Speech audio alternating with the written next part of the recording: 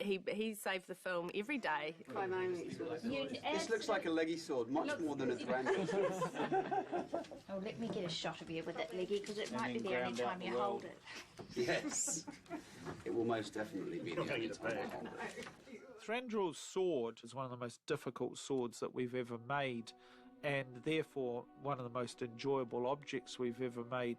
Something very elven and very superior, almost samurai-like. I drew a sword that basically just one long barb of metal from grip and pommel all the way through to the blade. Pretty lethal looking shape. And I love the idea that there would be cutouts in the sword. We did do a huge amount of work on the Mirkwood Elves quite early on.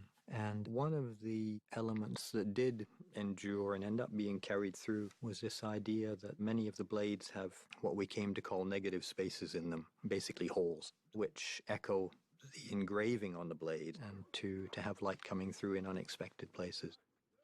His sword is the most sophisticated weapon we made because it's made out of a single block of aluminium, and the hand grip is hollow and pierced.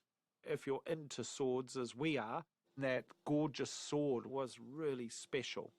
And when I was going through what I saw it being carved, it's like this machine just kind of lasered carving it.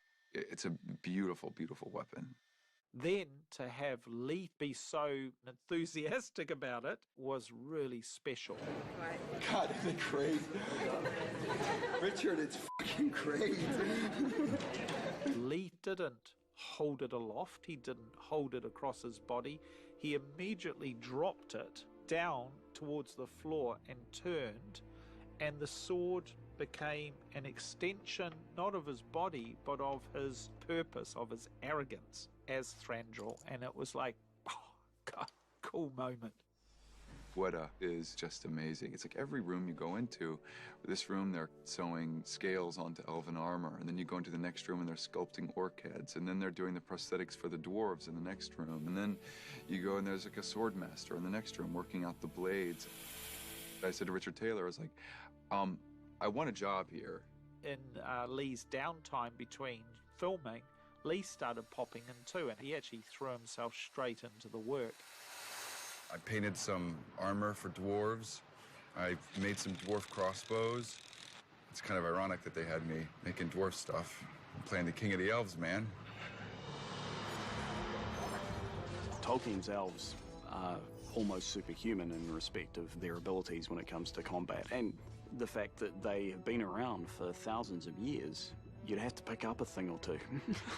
Thranduil, he's the greatest warrior that you're ever going to see in Middle-earth. You see what Legolas can do.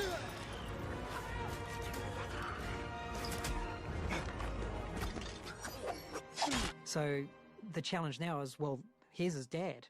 One day Pete called us all together, and the subject was Thranduil and his fighting style. That's all right, just come and sit down then. We originally wanted him to be this all-action, all-flying, all-jumping, all-kung fu expert type fighter. Peter wanted as many ideas as possible, and he just came to the previous team and just said, well, give me as many ideas as possible so he could cherry-pick what he wanted.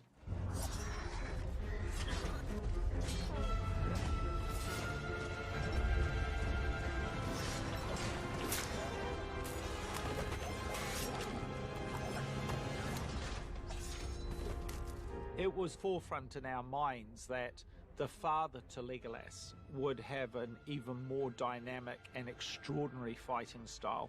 But the more the conversations evolved, the more clear it became that because of who Thranduil is as a character, as we saw him develop through the movies, he needed a much greater level of heightened efficiency. So less is better. So not as flamboyant as Legolas. Yeah, I think the jumping and the swinging, probably not so much with Thranduil. He's more just diddly with these two swords, like a couple of razor blades slicing through the orcs. If we went back half his lifetime, you'd see Legolas in Thranduil, because he'd be acrobatic, he'd be doing his flamboyant stuff. But then over the years, he learnt why waste that energy? Why not go back to simplicity and just make it do only what you need to do? He keeps that blade close to him. And even when he is defending, it's offensive. He gets close to his enemy. A lot of that fight stuff was Zor Lee, who wanted to do everything of his own. I mean, he was so dedicated into putting that time into learning to use both swords. And your hand comes to the outside of your shoulder. Oh. That's it. Fast as you can. That's all you have to do. Good. We designed quite a lot of sweeping overhead movements, dynamic kind of swirling sword stuff that are over his head, and a few glimpses within the fight. You might even say it was quite Matador-ish. When you watch him, you could see, okay, if you know, think about Matador, oh yeah, you can sort of see that little style in him, very upright, very erect. But the way he used the weapons was so fast, he actually cut through the enemy like a hot knife through butter.